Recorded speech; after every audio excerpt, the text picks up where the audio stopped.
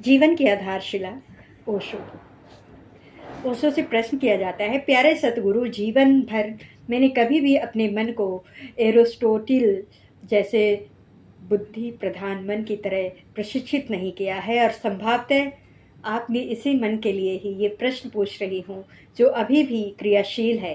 क्या ये मेरे लिए दुर्भाग्य है? ओशो कहते हैं, एरिस्टोटिल ने ही सबसे बड़ा दुर्भाग्य बना करके पश्चात मन को अछंदित कर लिया है। मैंने उसे कुछ दूसरा ही नाम दे दिया है क्योंकि मेरे विचार में मनुष्य चेतना के विकल्प में एरिस्टोटिल ने किसी भी प्रकार की कोई सहायता नहीं दी है। इसके विपरीत वो एक बड़ी बीमारी की तरह रहा है, इसलिए मैंने उसका नया नाम एरिस्टोटिलिस रखा है। और तुम सोच रही हो कि ये तुम्हारे लिए दुर्भाग्य है कि तुमने अपने मन को एरिस्टोटिल की विधि के अनुसार प्रशिक्षित नहीं किया। तुम सौभाग्यशाली हो।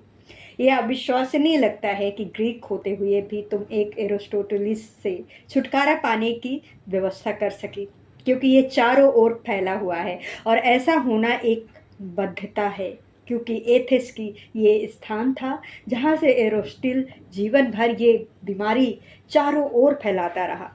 उसने पूरे पश्चात मन को बनाया और विकसित किया, और यदि आज पश्चिम तीसरे विश्व युद्ध से पूरे संसार को नष्ट करना चाहता है तो पूरा श्रेय एरिस्टोटल को ही देना होगा, क्योंकि यही वो एक व्यक्ति है जिसने 2000 पूर्व से जो बीज बोए थे वे ही विकसित हुए हैं।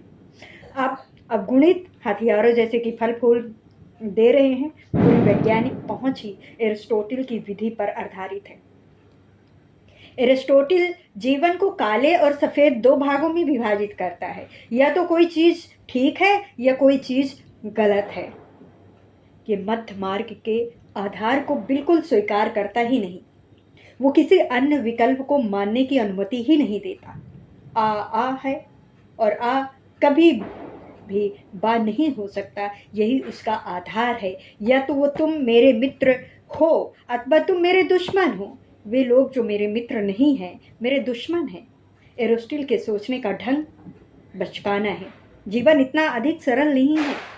जीवन तो इंद्रधनुष के उन सभी विधि 7 रंगों के समान है। उसमें सभी रंग है,